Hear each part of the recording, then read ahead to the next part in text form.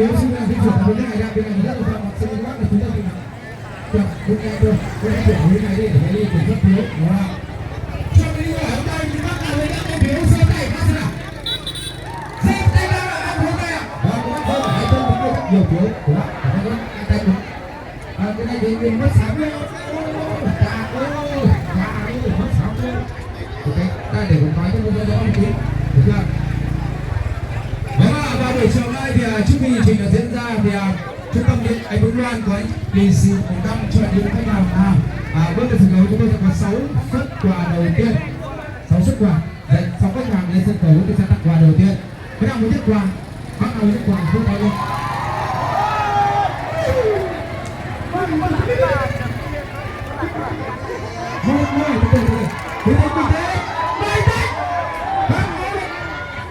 Bình tĩnh đã chọn người như thế này.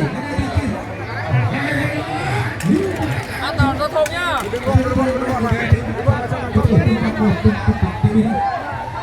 Một nam giới.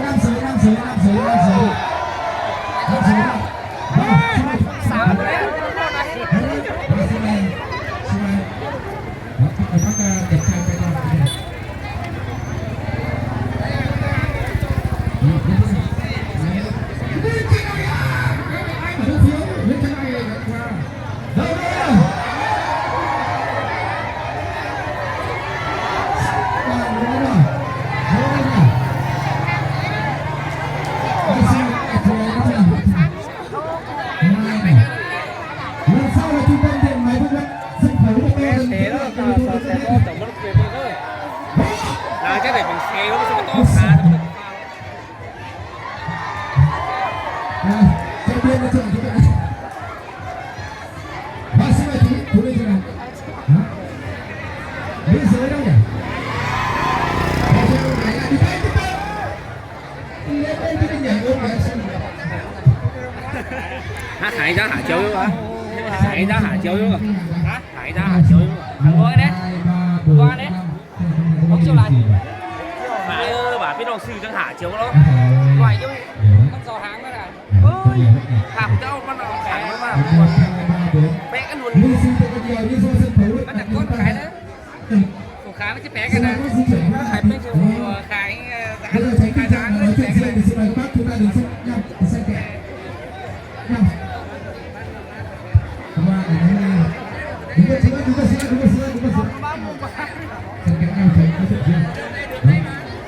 Ngồi trên cái máy lọc ra một chút. Xin mời một nam đấy nhỉ.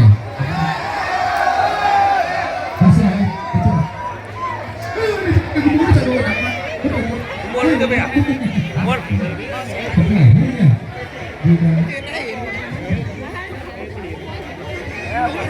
Kính thưa quý vị thì buổi chiều nay thì với tình cảm quý vị đang là dành cho chúng tôi điện máy Vĩnh Loan như thế này thì Mạnh Linh cũng cảm thấy là có những tình cảm rất là tuyệt vời. Quý vị đến đây thì để cho những đóng góp của mình thì để quý vị ở đây thì trung tâm điện máy Vĩnh Loan sẽ có một chương trình tặng quà trước khi bắt đầu chúng ta quý vị đồng ý không ạ? Và có thể Mạnh Linh hỏi là em ai tại vì thế nào? Anh Hạc.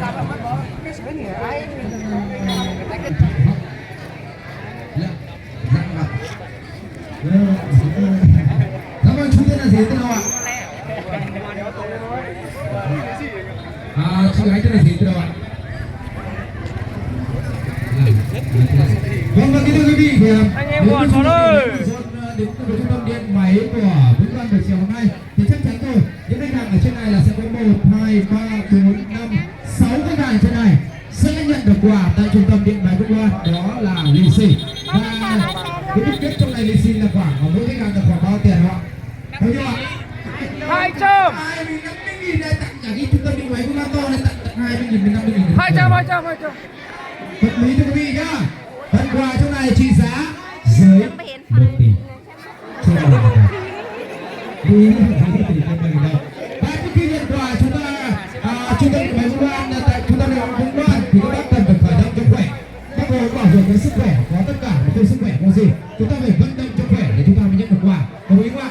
Và Mạnh Linh đã biết tên các bác ở trên này và hiện tại rằng 6 cái hàng trên này các bác vẫn chưa biết tên tuổi nhau và chưa gặp nhau bao giờ đúng không ạ? Và các bác phải làm quen với nhau. Làm quen như thế nào thì các bác hãy làm quen với nhau qua một điều nha. Một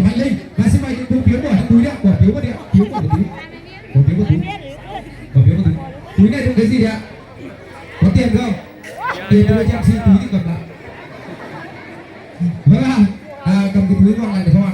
Vâng ạ, và Mạnh Linh sẽ có một bản nhạc nhẹ nhẹ. Nếu Mạnh Linh bảo các bác vỗ tay thì các bác vỗ tay thì vui nhá.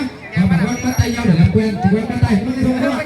Làm theo MC bảo gì các bác làm như thế, nhớ chưa? Sẵn sàng chưa?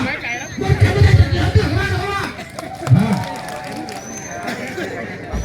Nào chuẩn bị chưa? Nào chuẩn bị nhá. Tay vào, tay vào.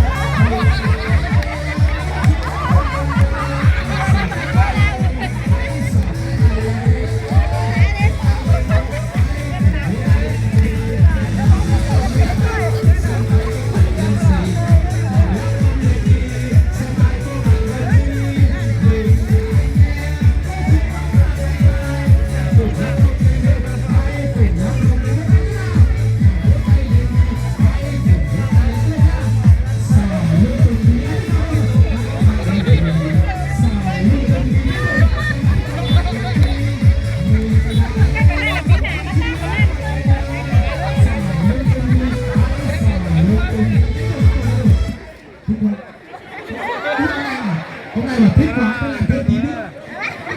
Đó là và vừa rồi chúng ta đã vừa khởi động và làm quen với nhau.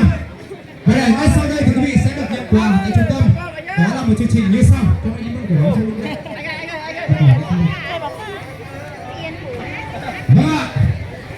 Và hiện tại trên sân khấu thế này sẽ có 6 khách hàng. Đó. Và cầm của nó được. Và chương trình như sau. Trên tay của trên này sẽ có một quả bóng. Và khi nhạc nổi lên mới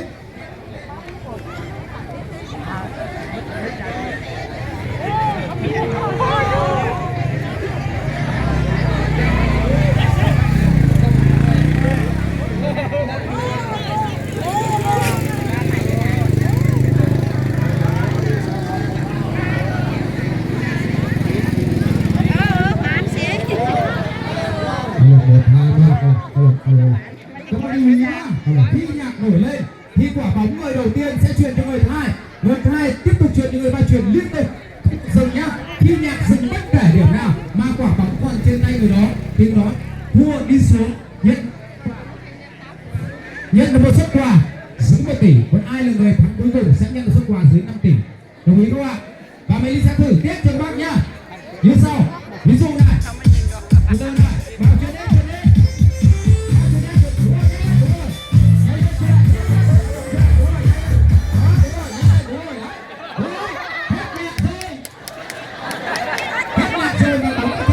Đó thua một đi xuống, nhớ chưa? Đó là một trong những test để thử. Và như thế là sẵn sàng chưa? Rồi ai thắng được 1 tỷ, dưới 1 tỷ, ai thua ai thắng sẽ được ai thua một sẽ được dưới 1 tỷ, ai thắng sẽ được dưới 5 tỷ, nhớ chưa? Một tràng tay thật lớn tất cả quý vị nhá. Vâng. Và một kinh nghiệm đến bác này cán bộ rất là nhiều. Bác nào chọn bóng tay hãy thú quà lớn, bắt đầu lười là không thú quà. Một tràng tay tất cả các bác nhá. Sau đó rất là nhiều. Sẵn sàng chưa? 3, 2, 1, xin mời.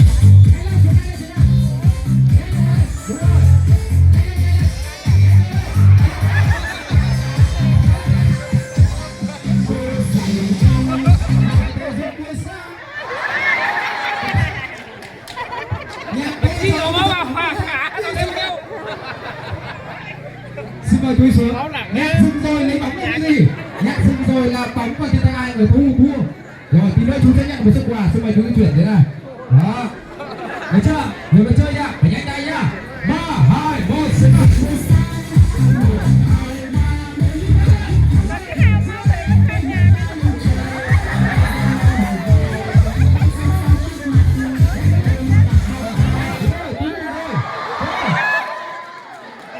anh máu anh chị em bảo anh máu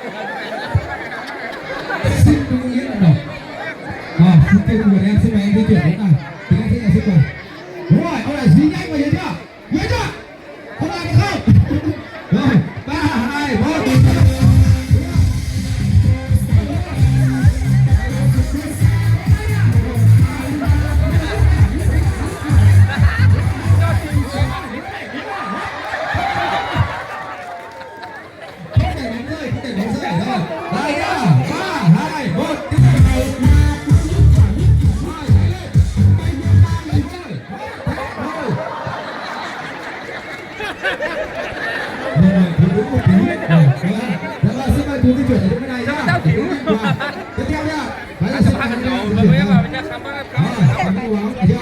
hiện tại là như thế này thì cô đổi sữa này chắc chắn là sẽ bị hai bên ép cô rất là nhiều đúng không? Thế bây giờ hai cái hàng bước phía trên một người đứng lui đã đứng như tam giác đó được chưa chuyên theo vòng tròn nhá chuyên theo vòng tròn được chưa sẵn sàng chưa 3 2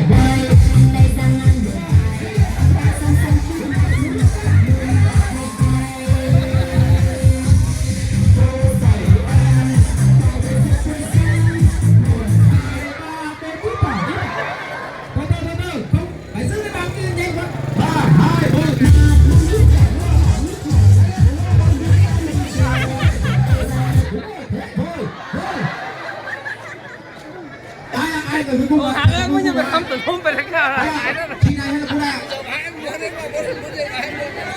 lại nhá rồi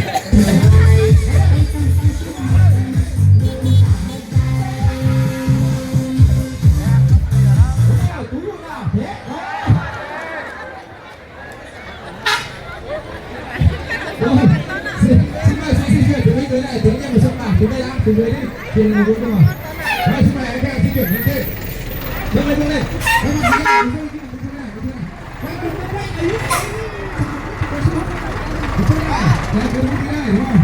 bây giờ chúng ta vào vòng chung kết của vòng chung kết nhá bây giờ người này sẽ của vui chơi này các bạn người này sẽ là của lỗ đúng là người này là của vui chơi này cái này người này rất là máu vỗ vô lên ta chỉ luôn ta phải cho các bạn nhé đừng quay đi sẵn sàng chưa anh thẳng cô sẵn sàng chưa 3 2 1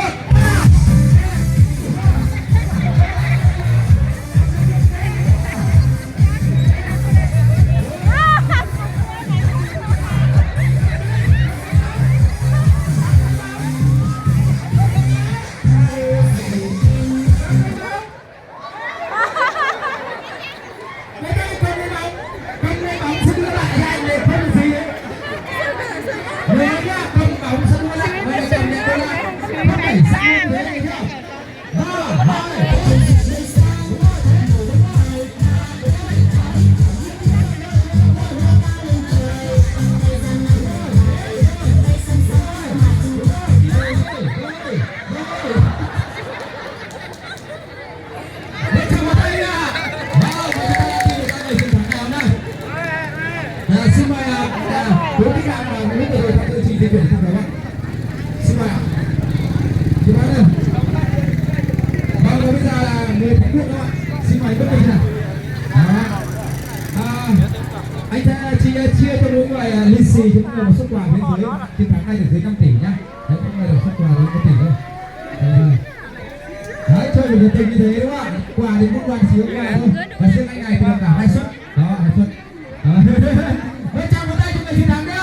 Mấy người chơi. Xin cảm ơn anh Choi và gia đình KMH Alpha Tiền Vạn. Xin chúc mừng tất cả các người chơi. Xin mời quý vị di chuyển tới dưới tiếp tục chương trình. Vâng, cảm ơn các anh chị rất là nhiều. Vâng, và xin mời các quý chị đúng không?